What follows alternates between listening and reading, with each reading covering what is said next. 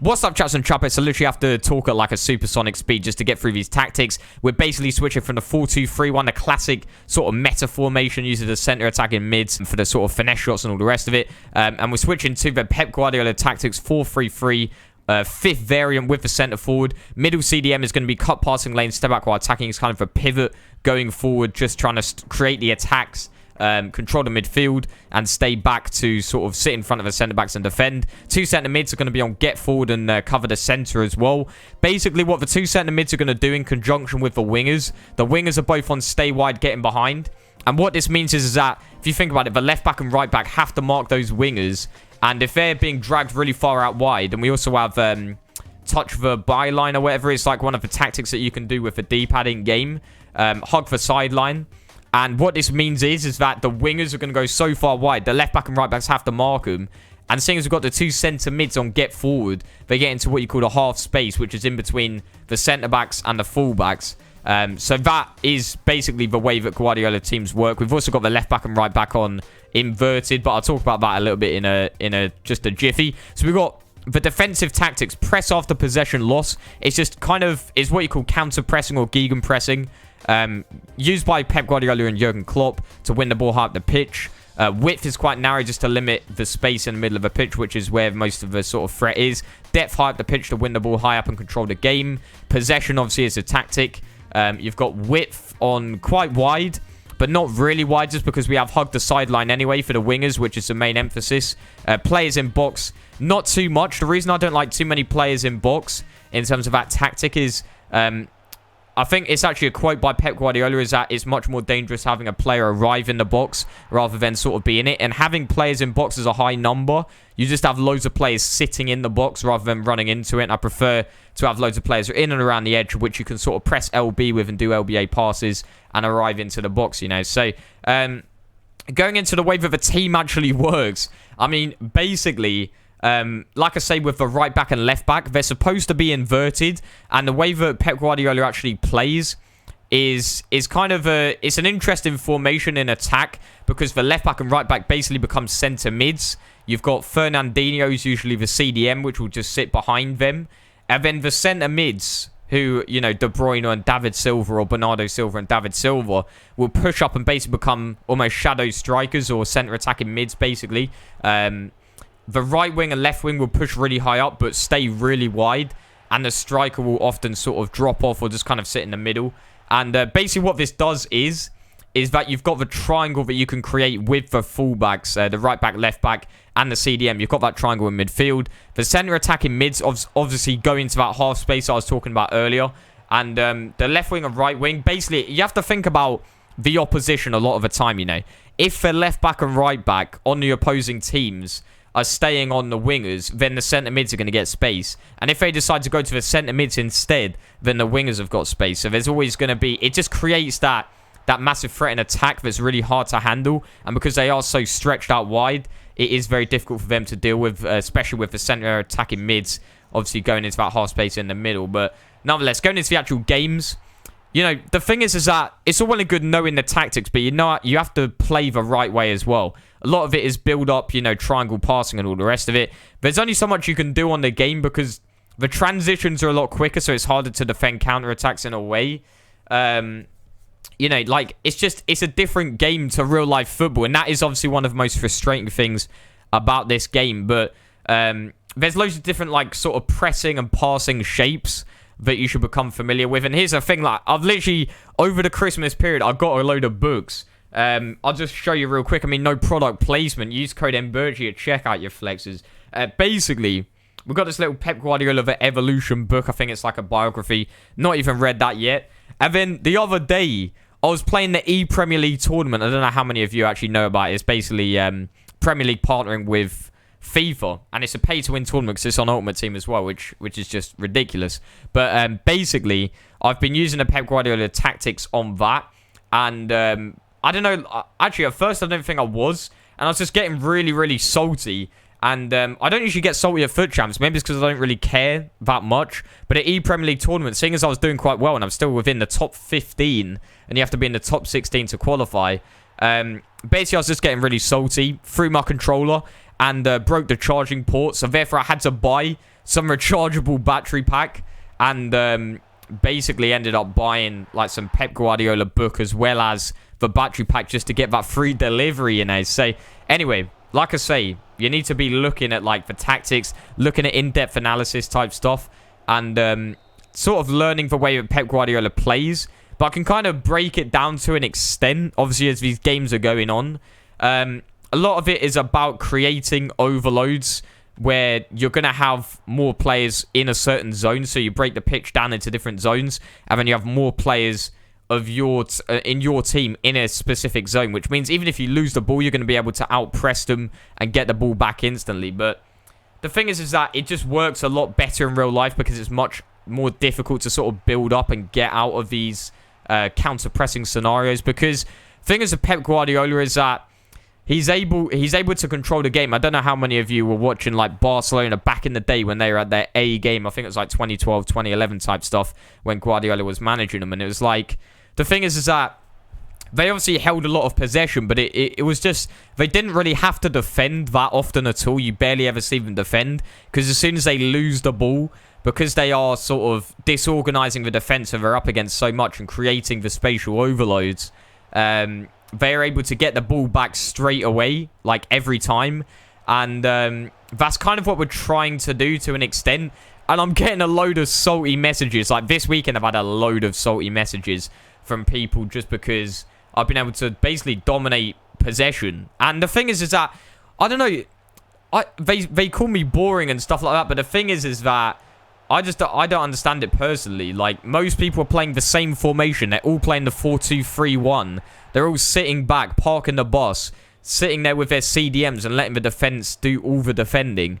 And yet they're complaining at me for playing quite an attacking style, to be honest, but just holding a lot of the ball just because, you know, that's what's required in a patient build-up. I mean, at the end of the day, the games are only 12 minutes. They're not 90-minute games. So therefore, you need to be much more careful with what you're doing because, you know, the game is much faster paced. Counter-attacks are that much more lethal and all the rest of it. It's a sped-up version of real-life football.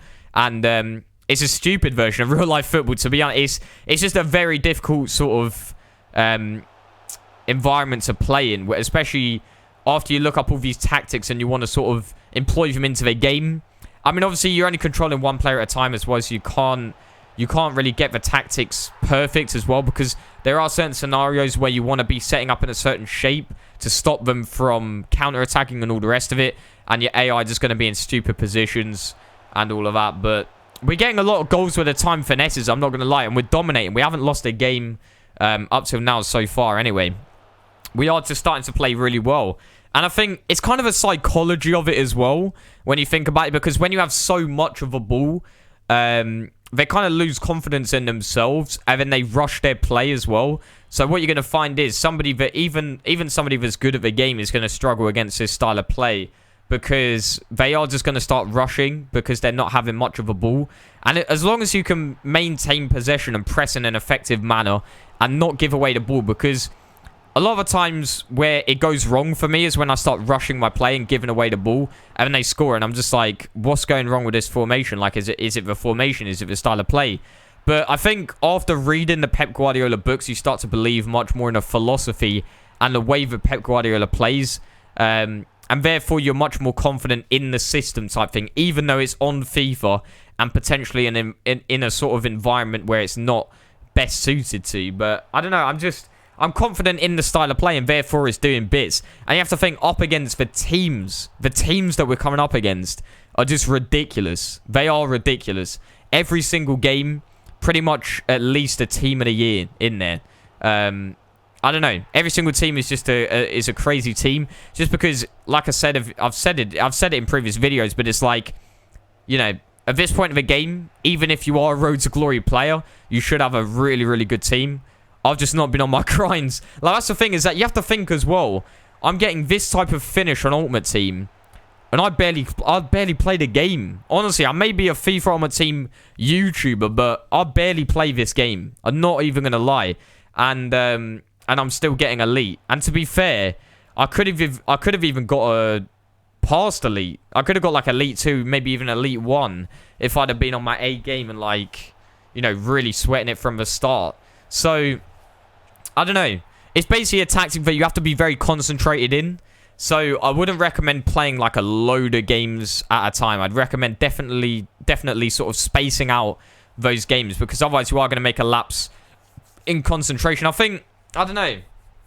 There was a couple of games where, obviously, like I said, I've said this already, but like with a cheaper team as well, you are going to lose concentration because you are sort of having to work that much harder. But there's been a couple of games where I'm like, I'll just make some really, really stupid errors and end up conceding because of it. But I don't know. It's just, like I say, you have to be very aware that, especially past about 13 games, 1 or 12.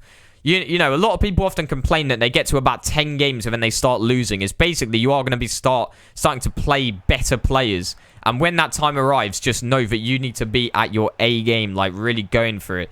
So as long as you know that, as long as you know the psychology of sort of when you're tilted, when you're giving away the ball, when you're just making mistakes, and you need to be looking at it in a learning sort of mindset and just like looking at your mistakes, realizing what you're doing, correcting it, and just not getting annoyed. Like, honestly, I don't really get that annoyed at the game anymore. I say that I did obviously almost break my controller the other day, but I don't know. That's just because sometimes maybe I think I'm better than I am at the game. But not just that, the game is shambolic. I said I was going to make a rant video about it. The game is definitely, like I say, the worst FIFA that I've ever played in terms of the gameplay. But, you know, it's a lot of people say like adapts. Like, I remember it's almost like a meme going around where it's like, you know, the game's so broken and then they're just like, yo, adapt. You just got to adapt or whatever. But it's like, I don't know. The game is shocking. Like, it is built for a very...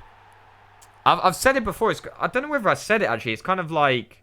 Actually, I'm going to save it for the rant video. I'm not going to speak too much about the game and all of its flaws, because obviously this is, what is this, 12 minutes so far. We'd probably be here for about, 2 hours. But Mertens getting the ball across, Dybala just tucking it away, quite happily making it 1-1.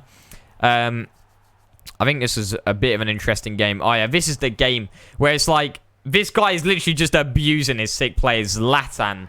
We're marking him, like I literally know he's going to that front post and he gets that RNG goal. And that's ultimately, another problem with the game, is that it is so RNG. And that's one of the things that's frustrating for me, is that, like, I'm very much a believer in sort of just like getting good at something.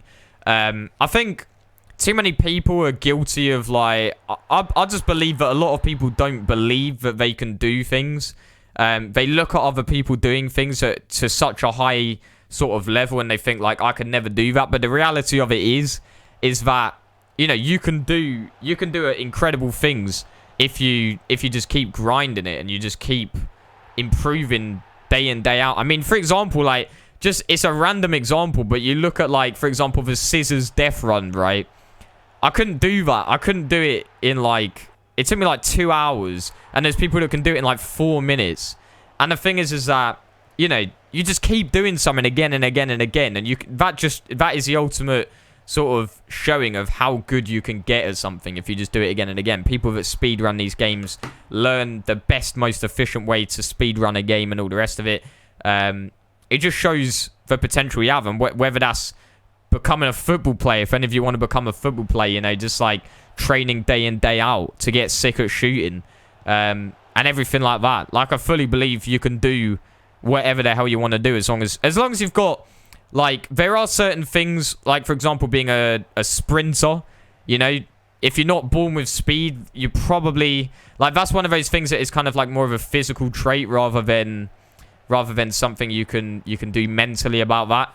But I don't know. I believe a lot of things that you're sort of aiming for these days, or a lot of things that you can aim for, you can conquer just by learning, really, and just sort of keeping at your grind. I mean, I don't even know how I've turned this into a motivational video or something. Like, I don't even know. That's the thing, is that I'm talking for 14 minutes.